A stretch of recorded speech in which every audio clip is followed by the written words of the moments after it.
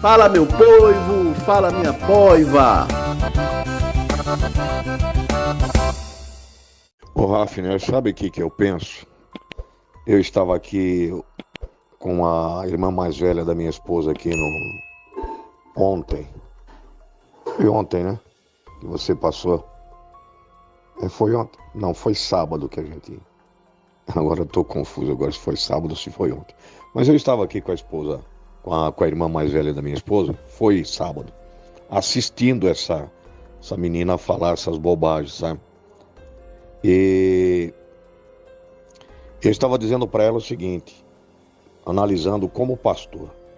Não estou mais na atividade, mas como pastor, o que eu enxergo nessas questões. Satanás levantou um povo que aparentemente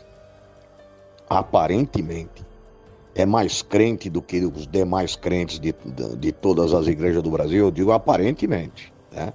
Isso aos olhos do próprio meio evangélico, por exemplo, o meio evangélico pentecostal, aos olhos desses pentecostais, esse povo da sã doutrina aparentemente é mais crente que todo mundo. Mas não passa de uma estratégia do diabo. Eu tenho coragem de falar isso.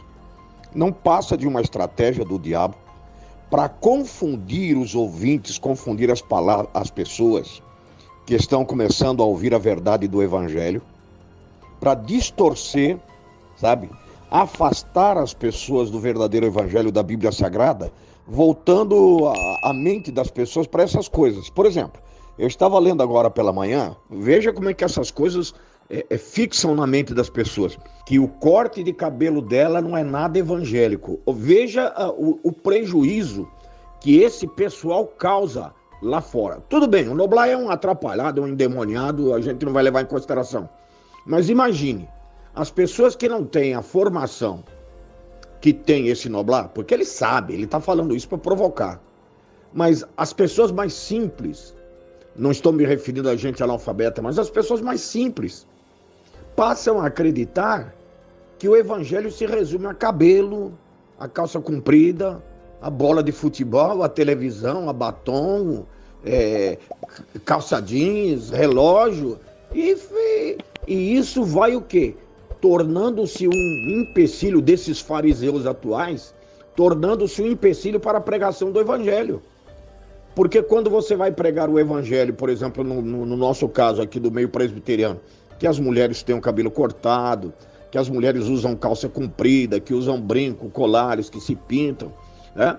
O incrédulo com esse tipo de concepção, do jeito que está proliferando esse tipo de gente no YouTube, vai falar o quê? Vocês não são crentes. Porque crente é aquele lá, que a mulher não corta o cabelo, que tem a saia até o pé.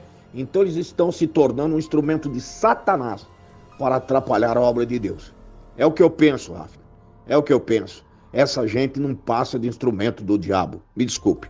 Só uma pequena correção com relação aí no que você citou, tu és fiel.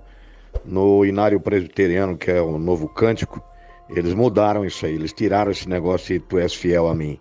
Na realidade, a frase termina, tu és fiel assim, relatando-se, reportando-se a fidelidade de Deus a ele mesmo, como você acabou de citar, né? É só uma observação, é uma questão de observação, porque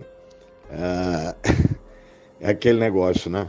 Uma boa teologia reflete numa boa inologia, né? Uma má teologia se reflete numa má inologia. Infelizmente é o que a gente vê por aí. Sabe o que me entristece? Eu olho para dentro de mim, Rafinha, agora eu vou falar de mim mesmo, né? Da minha pessoa. É saber que eu já fiz besteira, eu já fui sectário, radical, ignorante, atrasado, burro, jumento, que fui capaz de fazer coisas que todas as vezes que eu começo a me lembrar, me dói por dentro. Eu excluí gente por causa de gravador, né? Eu disciplinei gente em culto de ceia, a filha do maestro da igreja que eu pertencia em São Paulo. Disciplinei a filha do maestro porque ela veio com um vestido que era um vestido de cetim, a manga era de organza. E eu disciplinei a menina, né? Eu fico assim, às vezes eu começo a lembrar de certas coisas que eu fiz no passado, cara. Eu barrei gente na porta da igreja porque estava sem cartão de membro. Umas coisas assim que quando eu começo a lembrar, eu falo, meu Deus, a vida da gente poderia ter uma, como fita cassete, né? Voltar atrás e a gente apagar, mas não tem jeito. Não tem jeito. Eu talvez já fui até pior do que esse pessoal, por isso que eu não tenho mais paciência de ouvir esse tipo de gente. Porque quando eu começo a ouvir esse tipo de gente, eu começo a lembrar das besteiras que eu fiz, das bobagens que eu falei, né? Não somente eu, como você falou. Meu pai, quando ele entrou na Volkswagen em 1964, o primeiro presente que eu ganhei da Volkswagen no Natal foi o Banco Imobiliário Júnior. Era o sonho de todo adolescente daquela época, de criança e adolescente, é um Banco Imobiliário Júnior, que é um negócio que hoje é uma brincadeira de adulto. Hoje é uma brincadeira de adulto, né? Que faz você se desenvolver. É uma brincadeira de adulto. Meu pai tacou fogo naquilo. No ano seguinte, que foi o último ano que eu tinha direito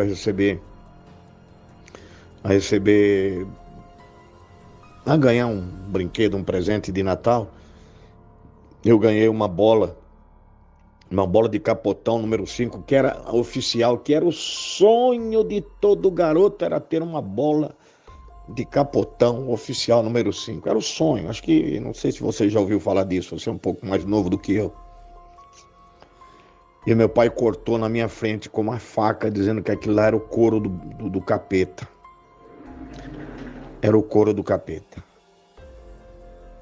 E eu, infelizmente, quando eu fui criado, me revoltei, como você falou, caí na vida do crime. Não sei se eu já falei para você os absurdos de vida que eu vivi, até que Jesus, na sua infinita misericórdia, me chamou, me salvou. Eu ia fazer uma besteira, eu ia matar o meu pai. Por causa dessas coisas, aquela raiva, aquela ira que eu tinha. E quando eu fui para a igreja, eu me tornei igualzinho. Eu me tornei igualzinho. Aquilo que se cumpriu, exatamente aquilo que Jesus falou: vocês atravessam o mar para fazer um prosélito, depois o faz filho do diabo. Eu me tornei igualzinho. E por muitos anos eu fiquei desse jeito. Mas o que me abriu, o que começou a me abrir os olhos, foi quando eu comecei a estudar teologia, no primeiro seminário que eu fiz, em 1976, 77, que os meus professores eram norte-americanos, canadenses, e as esposas vinham para a igreja para dar aula para a gente. Eu tive dois que foram muito marcantes. Era um canadense chamado Thomas Reginald Hoover, não sei se você chegou a conhecer, e a esposa dele era uma americana chamada Mary Hoover. E ela usava brinco, usava joias, cortava cabelo, mas era uma mulher de Deus e ele um homem de Deus. E a gente via aquelas coisas.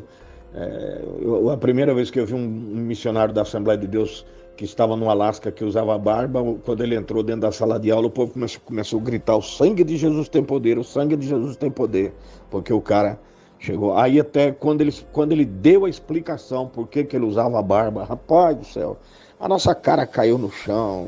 A gente queria. A partir daí, meus olhos começaram a abrir, sabe?